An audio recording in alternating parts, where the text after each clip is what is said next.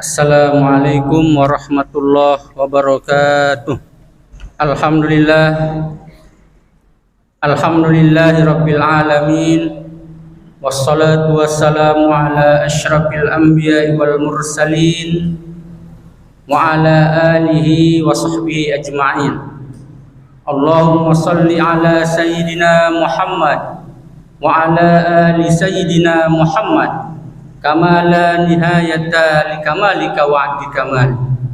Allahumma aslih ummata Muhammadin sallallahu alaihi wasallam wa farij an ummati Muhammadin sallallahu alaihi wasallam warham ummata Muhammadin sallallahu alaihi wasallam wanshur wahfaz wa aid nahdatal watani fil alamin bihaqqi Muhammadin sallallahu alaihi wasallam. Amma ba'd. Para orang tua kami yang kami muliakan, bapak-bapak, ibu-ibu, jemaah Masjid As-Sahel yang saya muliakan juga, serta adik-adik semua yang saya banggakan. Alhamdulillah, pada malam hari ini kita sudah memasuki malam ke-12 di bulan suci Ramadan. Itu artinya malam ini kita melaksanakan sholat tarawih sudah 12 malam. Artinya sebentar lagi kita lebaran. Alhamdulillah.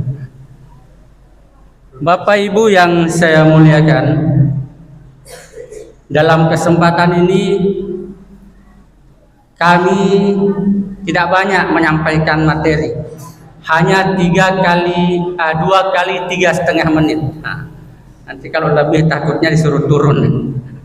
Jadi hanya 2 kali 3,5 menit.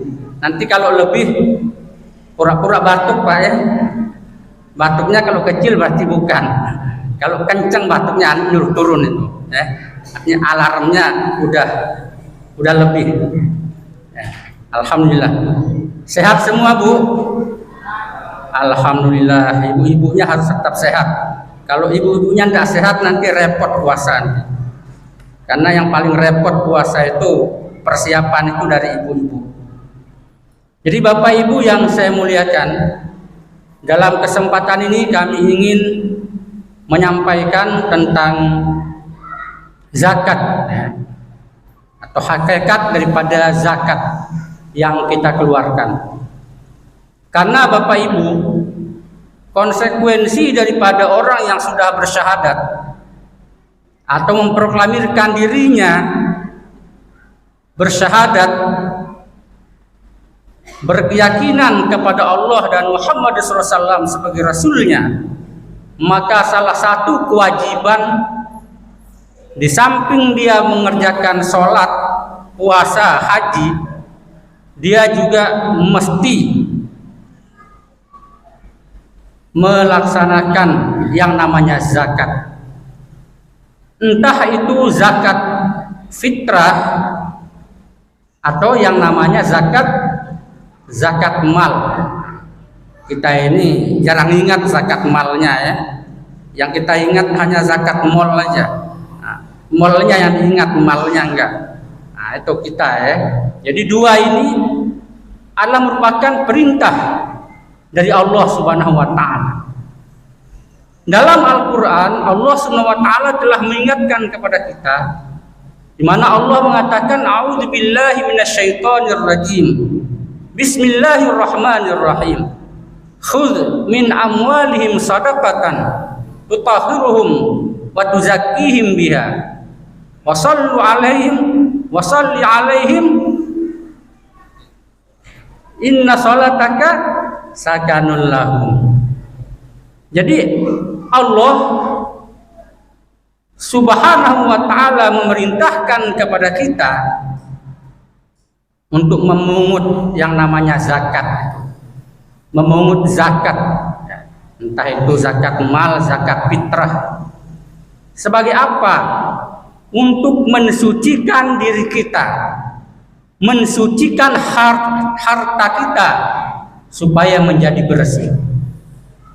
Karena sangat bisa jadi dalam harta kita itu juga ada mungkin tercampur hal-hal yang mungkin sifatnya subhat, atau mungkin ada yang haram juga yang kita tidak sadar.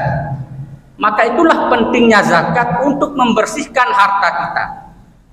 Begitu juga dengan zakat fitrah untuk mensucikan diri kita. Dan kita jangan sampai lupa untuk berdoa kepada Allah, mendoakan orang-orang yang sudah membayar zakatnya, mengeluarkan zakatnya.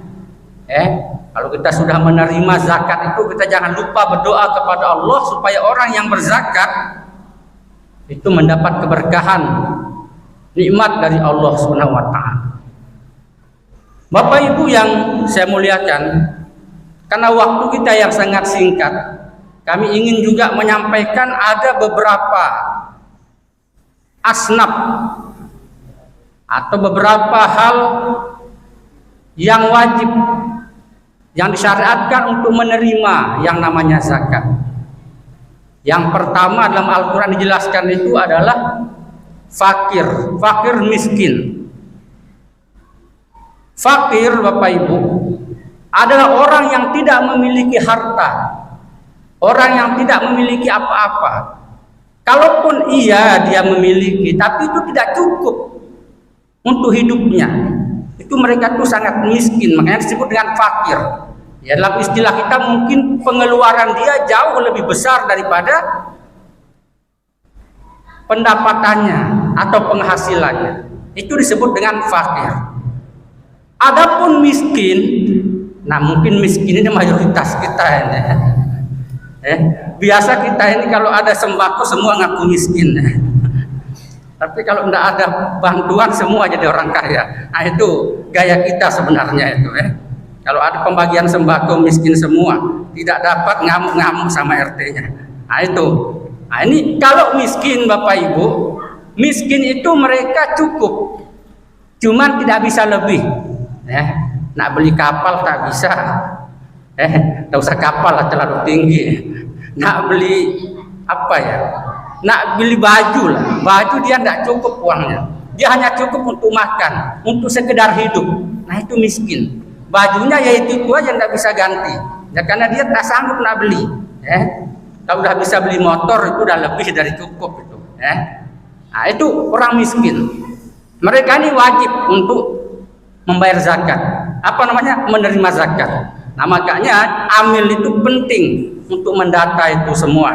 Jadi bukan hanya menerima laporan, tapi karena dia meminjam untuk menyambung nyawa, untuk menghidupi keluarganya. Jadi kalau dia tidak berutang, tidak makan dia. Nah itu yang mesti dibantu. Jangan yang punya cicilan motor, itu semua berutang, itu amilnya berutang juga itu.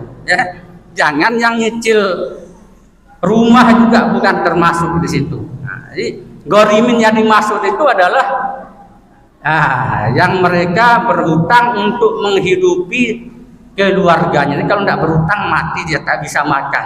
Nah, tugas kita adalah untuk melunasi utangnya. Makanya nanti amil itu tanya utangnya di warung berapa. Berutang untuk apa? Nah itu berhak juga. Makanya nanti bukan cuma fakir miskin, orang-orang berutang juga dicari Asal jangan dia berutang di bank tak sanggup nanti ambilnya itu. Utang 10 juta, zakat yang masuk hanya 2 juta. Tak cukup. Nah, kemudian yang ketujuh Bapak Ibu, yang berhak menerima zakat itu adalah fisabilillah. Fisabilillah itu adalah orang yang berjuang di jalan Allah, orang yang menegakkan agama Allah.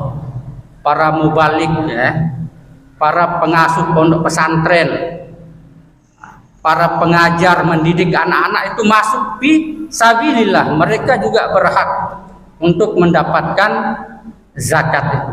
Kemudian yang terakhir, karena kita keburu-buru jadi agak cepat Yang terakhir adalah ibnu sabil. Nah, ibnu sabil ini adalah orang yang dalam perjalanan Tapi perjalanannya itu dalam kebaikan. Tapi di tengah perjalanan mereka kehabisan bekal. Umpamanya nasi bungkus yang di bawah udah habis, tapi dia belum sampai ke tempat tujuan, atau bekal di ATM-nya mungkin habis, di dompetnya juga habis.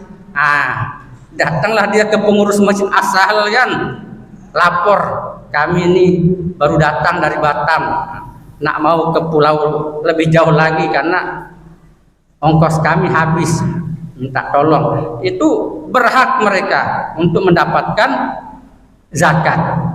Dan hal-hal inilah yang bisa kita bantu. Jadi itulah fungsi daripada zakat itu sendiri. Makanya Bapak Ibu, kita dalam mendistribusikan zakat itu jangan kita pilih-pilih orangnya. Kita tahu orangnya fakir, kita tahu orangnya miskin, tapi kita tidak kasih. Tanya amilnya, Pak, itu tetangga saya kenapa tidak dapat bagian zakatnya? Biar aja dia tak pernah ke masjid. Tak boleh ya. Atau biar aja dia tidak pernah puasa, tak pernah sholat. Jangan begitu ya. Karena dalam syariat itu tidak ada syaratnya harus rajin ikut sholat tarawih, enggak ada. Yang ada itu mereka rajin, mereka itu adalah fakir miskin. Jangan pula nanti dibuat aturan. Gara-gara dia tidak puasa, tak dikasihnya pula zakat fitrah. Makin tak puasa lagi dia. Jadi seperti itu ya Bapak Ibu. Jadi kita jangan melihat dia bagaimana, tapi lihat kalau dia fakir miskin mereka berhak. Dan juga kita tidak melihat dia keluarga kita atau bukan. Walaupun dia keluarga dekat kita, kalau masih dianggap belum berhak, jangan kita kasih. Tak boleh. Pokoknya siapa yang sesuai dengan syariat menurut Al-Quran, maka itulah yang berhak kita berikan untuk mendapatkan zakat ini. Mudah-mudahan dengan kita mengeluarkan zakat Bapak Ibu, harta kita menjadi bersih, kemudian kita juga menjadi bersih dan suci kembali, terhapus dari dosa-dosa yang tentunya kalau dosa besar itu juga harus melalui proses taubat juga. Jadi tidak mungkin juga kita dosanya dosa besar hanya cukup dengan zakat fitrah, enggak juga. Mestinya juga kita iringi dengan taubat, meminta ampun kepada Allah. Mudah-mudahan kita semua yang hadir pada malam hari ini juga bisa menggunakan kesempatan ini dengan sebaik-baiknya, bermohon, bermunajat kepada Allah. Mudah-mudahan dosa-dosa kita diampuni, dan mudah-mudahan juga kita semua tetap dalam lindungan dan bimbingan Allah SWT. Dan mudah-mudahan juga kita bisa berjumpa kembali pada bulan Ramadan di tahun-tahun yang akan datang. Mungkin hanya ini yang dapat kami sampaikan. Kami akhiri dengan pantun. Ini pantun kami nak sambil mikir apa yang pas ya. Kan tradisi. Pokok rambutan, kok rambutannya kurang bagus. Pokok durian. Pokok durian pohonnya tinggi, buahnya dimakan enak rasanya, enak sekali.